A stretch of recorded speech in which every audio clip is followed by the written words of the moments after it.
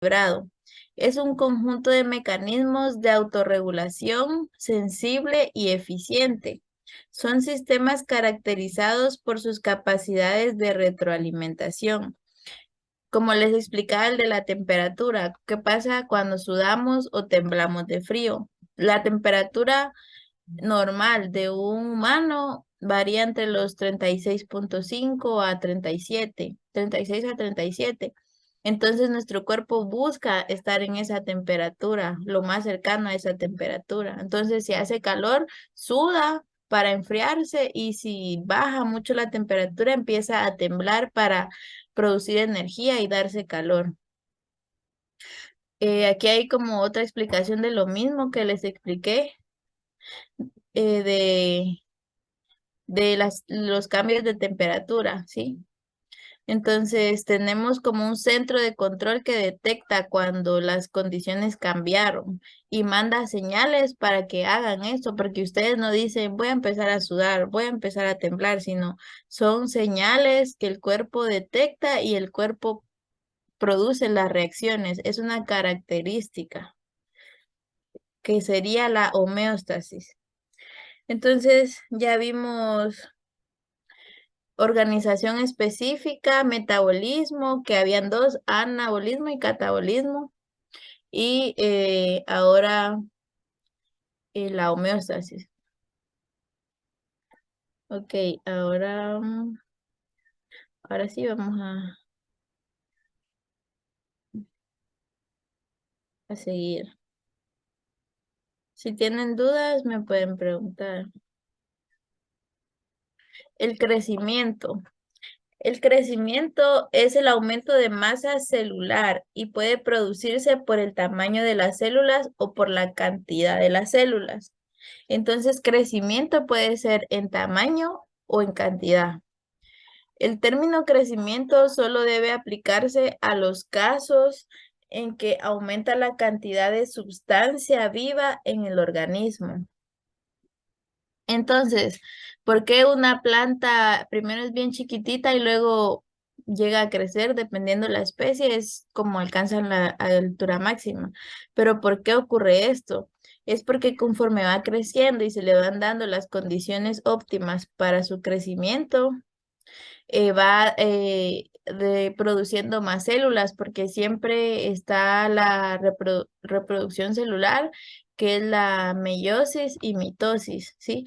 Entonces ocurre mitosis, mitosis, más células, más células, más células, y así va a ir creciendo, tanto nosotros como humanos, como las plantas o cualquier otro ser vivo.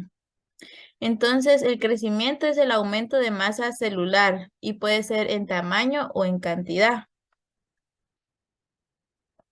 Ahora,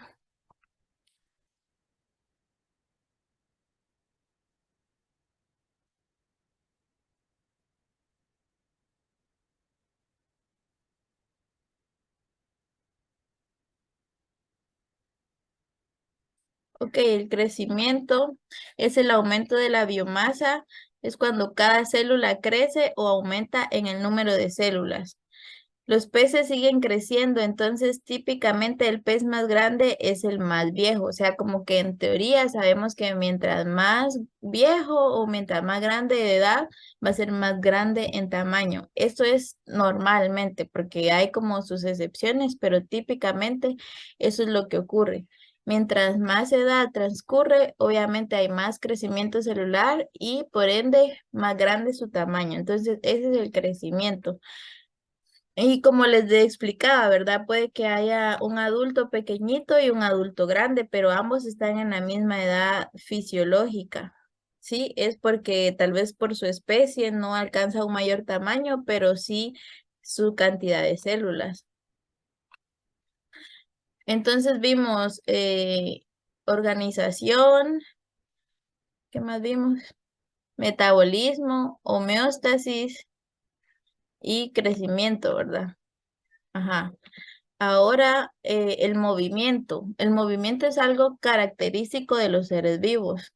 Ustedes dirán, pero las plantas no se mueven, entonces, ¿por qué son seres vivos?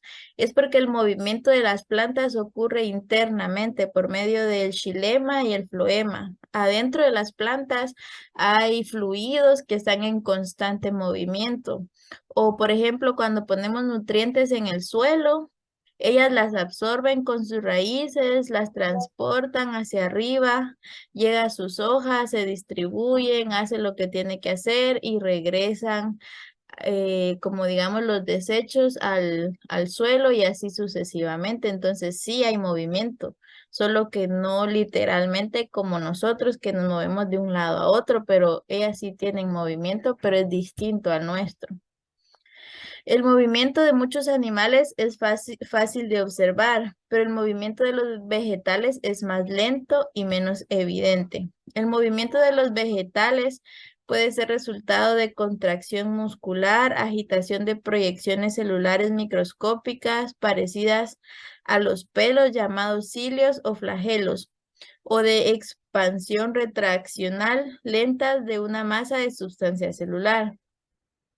El movimiento de flujo de la materia viva en las células de las hojas vegetales se denomina ciclosis. Es lo que yo les explicaba, ¿verdad? En las hojas, en los tallos hay movimiento, pero es un tipo de movimiento que no es evidente o que no podemos ver como lo vemos en, en los animales o en nosotros, los humanos, que sí nos movemos literalmente. Entonces, el movimiento es la habilidad de desplazarse en un medio. Las bacterias, nosotros ni siquiera las podemos ver a simple vista, pero ellas se desplazan para ir causando infecciones de una parte de nuestro cuerpo hacia otra parte de nuestro cuerpo.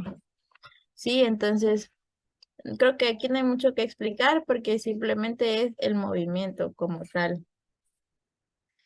Ahora,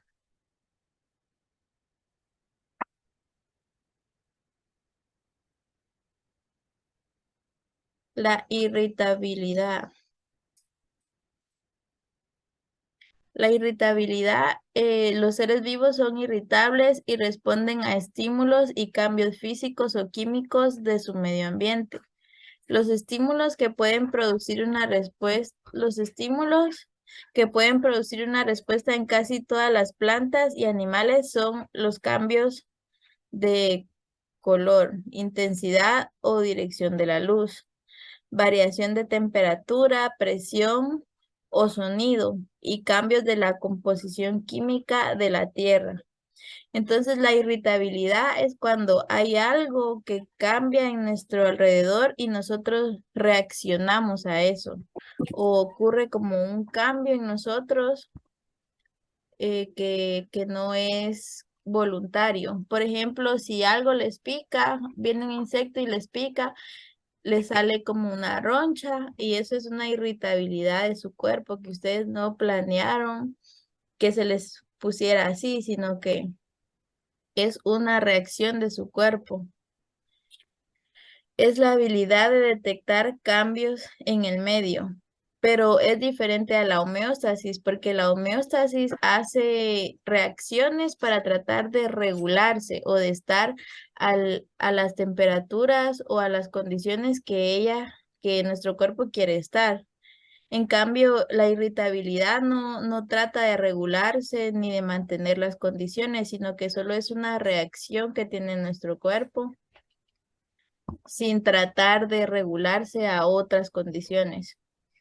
Los seres vivos son irritables por lo que responden a estímulos y cambios físicos o químicos de su medio inmediato. Y aquí en la otra diapo que les estoy presentando, ven ejemplos de irritabilidad. Es la habilidad de detectar cambios en el medio. Por ejemplo, cuando se les eriza la piel es porque detectaron algo en su ambiente externo. O también las plantas, hay plantas que cuando las tocan se cierran, otras que se abren. También es como una reacción de ese organismo, pero no está tratando de regularse. O con una picadura de mosquito. Sí, sí entienden la diferencia entre irritabilidad y homeostasis. Ahora, la reproducción es otra característica importante de los seres vivos. El fenómeno de la reproducción puede ser muy sencillo, como si un individuo se divide en dos. Las bacterias tienen reproducción, pero es distinta a la otra reproducción que nosotros conocemos. Las plantas también tienen reproducción, pero cada organismo, depende de la especie, tiene diferente forma de reproducirse, pero sí se reproduce. Las bacterias tienen un tipo de reproducción que se llama fisión binaria y es asexual. Ellas solo se dividen por procesos que ellas pasan. En las plantas, por ejemplo, ustedes saben que hay plantas que tienen organismo reproductor masculino y otras que tienen organismo femenino. Y por ejemplo, ¿cómo es que sale un fruto? Es porque el polen de una planta de organismo reproductor masculino llega hacia el organismo reproductor femenino de otra planta. Ahí se fecunda el ovario y ya sale el fruto. Entonces también tuvo reproducción. En muchos animales la reproducción requiere la producción de espermatozoides en el caso del macho y óvulos en el caso de las hembras. En algunos vegetales la formación de gránulos de polen y la de la ovocélula que serían en las plantas femeninas. Estas células sexuales y gaméticas se deben unir para formar el huevo fertilizado o el cigoto de donde se desarrolla un nuevo organismo. Pero también hay reproducción asexual, como les explicaba de las bacterias. Les voy a presentar la otra diapositiva que les estoy mostrando.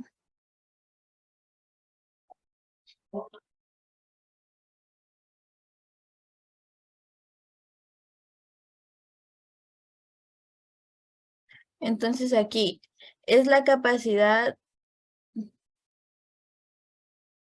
perdón,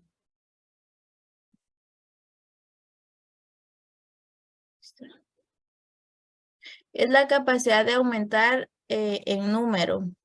Es la característica única de seres vivos.